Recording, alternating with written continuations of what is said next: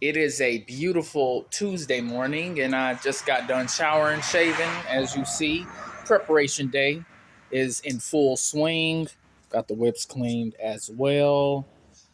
And of course, my routine is I have to get my vlog on before Tuesday content starts. And I want you guys to come with me to one of my favorite places to go shopping at. Took the Benz, by the way, because I need gas. This shit is on E. So we have finally arrived at DD's Discount. Now this is my favorite place to go shopping on a discount. I got this young lady right here. How you doing? Sir, I'm ready out of food for me about your grandkids. Do you have penny to anything? Yeah, I'll give you something right now. Thank you. There you go. I will give you my last $2 that I have. There you go. Thank you. All right. Hey, make sure you take care of your family, all right? I ain't got no other All right, you up? Locked up. So I got All right. Well, anyways, so I've been shopping here for like the last 13 years, and regardless of my social economic status, and I've made a lot of money the last 13 years, I still love shopping at this place because you get the best discounts. And I'm going to go in here and see what I can find, man. But this is how you hedge against lifestyle inflation. You never stop doing the things that awarded you the availability to earn money. Never change your lifestyle for anybody. Stop trying to impress people. And another thing is this.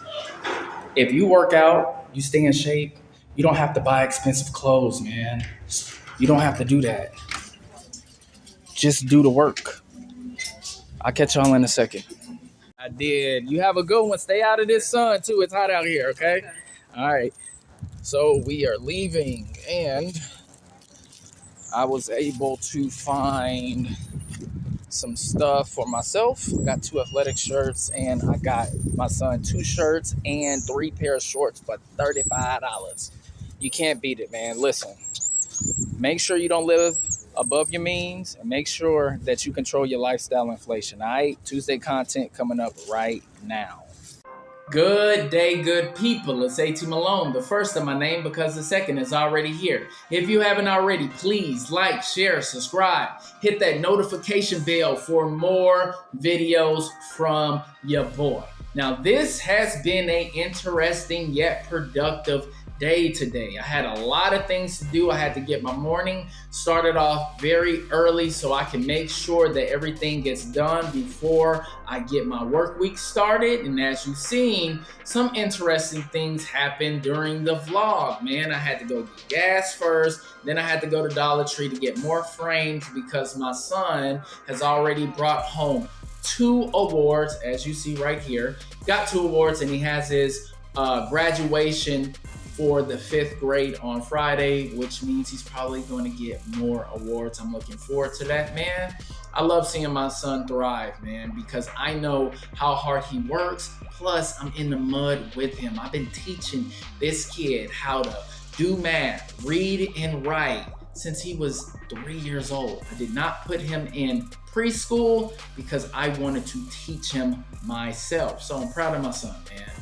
Also, of course, you saw that I went to DD's, my favorite place to go shopping, because I am not beyond shopping at discount places where you can get the best deals. Even though I'm in a way better financial state than I was when I started shopping there, listen, if I can save some money, I'm going to do that. Regardless. Yes, I like my nice things. I do own Gucci. I do, own expensive stuff. I do like Express, H&M, those type of places. But DD's, man, let me tell you something. DD's has the best hidden deals that you can actually find. I even saw some essential stuff there. Yeah, and that's a, designer brand too. I saw essential up in there, man. So do not go so far beyond yourself that you are too good to shop at these discount places, man. I still like my Ross, Marshalls, Burlington. I like those places, and I will always shop there because You can find so many things at a discount. You can save a lot of money. And I'm in the business of saving, man. But as you also saw, I got kind of interrupted by the lady that was in her rascal scooter asking me for money, and I gave her my last $2 that I had. And that's all I had in my wallet, guys. I pay with a credit card. I do not carry cash like that. Now, I was going to use that last $2 to buy some quick picks anyway, man. That's what I was gonna buy, some quick picks. I do play the lottery every now and then because I have won a few $100s at, sometimes. So I was gonna use that. So I consider myself paying it forward, guys. So as much as I scrutinize our people and how terrible our culture is, I want what's best for our people.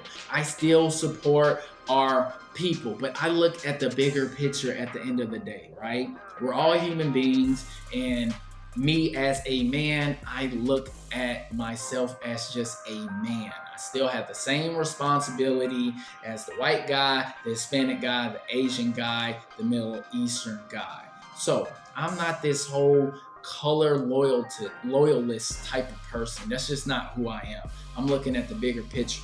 I'm here to compete against everybody. I want to conquer the world, and that's what I'm going to do at the end of the day. But there's nothing wrong with, making a good gesture at all. Pay it forward, and it could be a blessing in disguise and a test. God could be testing you right then and there. He could have been testing me to see exactly if I was going to give.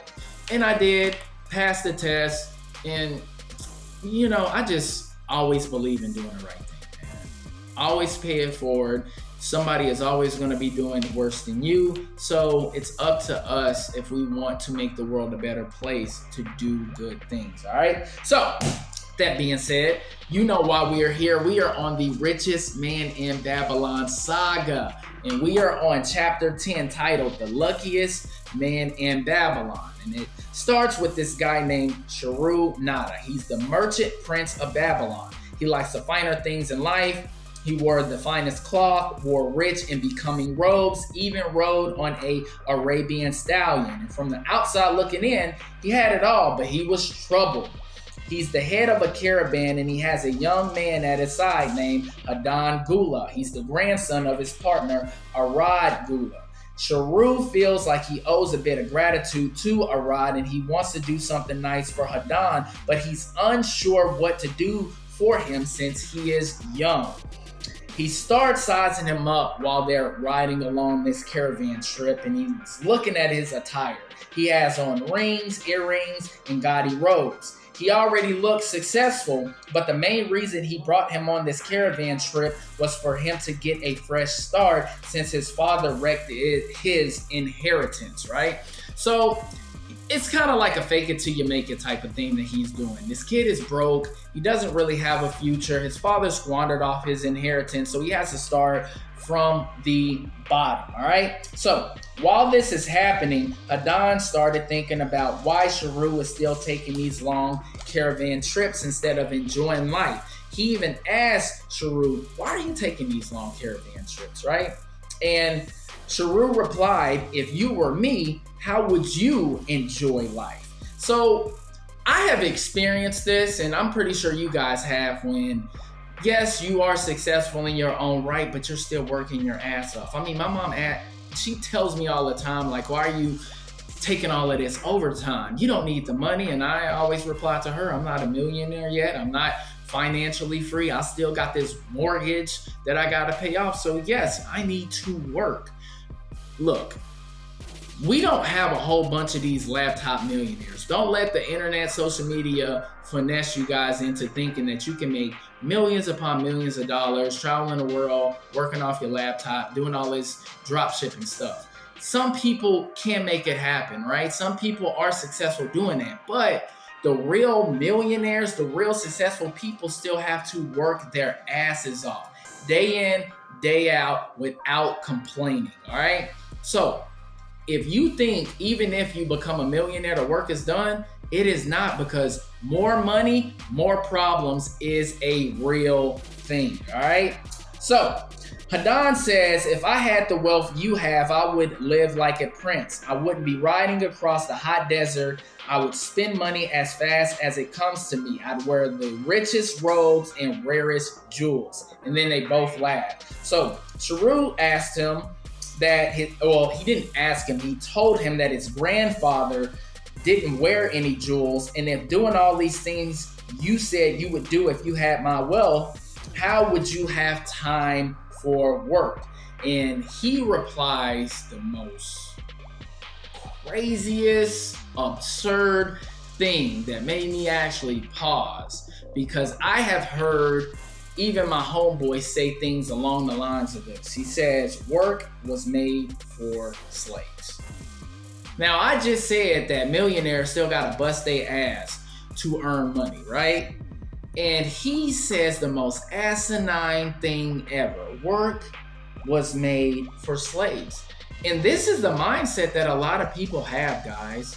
But this is also why they will never achieve any levels of success. They will never reach financial freedom because of this mindset. All right? Work is not made for slaves. Work is made for people who don't want to be out on the street, who don't want to be homeless, who want to enjoy life and experience what the world has to offer. Okay? So Sharu doesn't rebuttal. They continue to ride until he points to the walls of Babylon and the Temple of Baal. And Haddan says, so this is Babylon. I've longed to see the wealthiest city in the world. This is where my grandfather started his fortune. And if he was still alive, we would not be so pressed. Sharu replies, why? Me and your father carry on his good works. Haddan says him and his father don't know his secret for attracting the golden shekels. So Sharu didn't reply to this. So they kept riding until they reached the king's highway and turned south through the irrigated farms. 3 old men caught Sharu's attention, and he realized they were the same men he saw plowing the fields 40 years ago. Now, he used to envy these men, but now, not anymore. This man is up. He's rich. He's successful. He has his own caravan. He has valuable goods. He has donkeys and camels. He's up. And I'm pretty sure he feels very, very good about this, because think about it. Once you start envying somebody and then you start superseding their level of success, you do look down on them and you say, damn, I can't believe I used to envy this person. I do it all the time because I'm the guy that used to envy myself. Me. I used to envy guys like me when I was coming up, and I'm like, damn, man, how did this guy afford this particular car? How did he afford, that Rollie or those Gucci shoes? And my ass is over here, still getting it out the mud, making $8, $9, $10 an hour, right? At that particular time, I was driving, my Nissan Altima and my, Honda Accord, and I'm seeing these dudes just pull up in these fly whips. That used to be me. So I know he feels good about him leveling himself up, and he's looking at the people that he used to envy, and their success is nowhere near his. So he pointed to them saying, still plowing the same fields from 40 years ago. And he started having recollections about the past and pictured a ride Gula riding between him and Haddan. So he's trying to figure out how he can help him, considering the mindset that he has, but he still feels like he owes a ride. But Haddan seems like he's too good for work. So, of course, Haddan comes off as this spoiled, privileged kid who doesn't understand the struggle starting from the bottom, man. And this is a thing that I'm still fighting within myself, making sure that my son does not become that, because he is a privileged kid. And I make him work, I make him earn, so he doesn't have that type of attitude. I'm instilling in him hard work now, so he does not become that type of person who thinks that work is only for slaves and he's too good to work. Hell no, I'm not having that ever, all right? So he comes up with a plan, even though it might be cruel. So he asks Haddan if he would be interested in hearing how worthy his grandfather and him joined in partnership, which made them rich. And Haddan replies, why don't you just tell me how y'all made the golden shekels? That's all I need to know. See, this kid's not even willing to learn. And it's hard to deal with people who just want the information instead of actually enjoying the experience with somebody that's doing better than them. You have to bend the knee to the people that want to give you the information, that are at the position in life that you want to be. You got to go by whatever rules and guidelines that they set for you. You can't just skip the line and say, well, you know what? Just tell me how to get rich. It doesn't work that way. There's steps to getting rich, all right? So Sharu ignored him and told him to look at the men plowing. He stated that they were lazy and made no effort to plow deep or beat the oxen to keep them moving. He also said that him and a guy named Megiddo were chained together. Radon is very surprised, about this information. And he replies, so y'all were chained together? And Sharu says, yes, with bronze collars around our neck. Next to Megiddo was Zabado, a sheep thief, and next to him was a guy named Pirate. He never told them his real name. So they had to walk in four. So they were basically, chain ganging it up, right? So Sharu replied, did your grandfather not tell you that I was once a slave? And Radon says, no, he only hinted it, right? So Sharu tells him that he trusted his grandfather with his innermost secrets. And he asked Radon if he could trust him. And Radon says, you can rely on my silence, but tell me, how did you become a slave? And I stop right there because we got to get to it, man, next week. We do. And I think it'll be a good starting point on how Sharu became a slave. So we gonna start there, man. Well, that was Tuesday's content, guys. I hope you guys enjoyed the vlogs that I do at the beginning of Tuesday's content, and I hope you guys are continuing to enjoy this richest man in Babylon saga that I have put together, man. Don't forget to like and subscribe. I appreciate all of you guys watching the content. Don't forget, we will be back next Tuesday, all right? Peace. Feel like they tryna box me in, so I keep a small circle around me, so fuck friends, fuck